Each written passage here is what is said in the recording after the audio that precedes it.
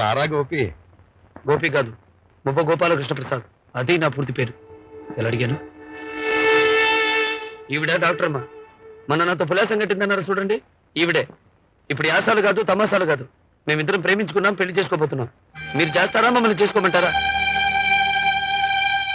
బాగుంది అల్లుడు, బాగుంది బాగుంది.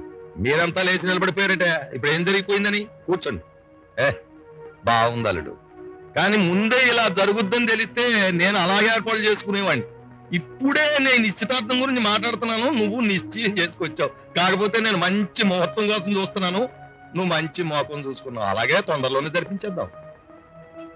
ఇదిగో డాక్టర్ అమ్మా, నువ్వు మీ ఊరెళ్ళి తల్లిదండ్రులు ఎవరైనా ఉంటే తీసుకురా, పెళ్లి జరిపించేద్దాం. బసవరాజు గారు, ఫాదర్ని నేనున్నాను. ఈ నిర్మలకి తల్లిని తండ్రిని నేనే. ఈ పెళ్లి ఈ క్షణంలో జరపడానికి నేను తయారుగా ఉన్నాను. అలాగే స్వామి, నాకు చాలా సంతోషంగా ఉంది. ఎందుకంటే ఎవరితోనూ సంబంధం కలుపుకోవడం కన్నా మీరు సోములూరుతో సుట్రకు అందుకోవడం నాకు చాలా ఆనందంగా ఉంది.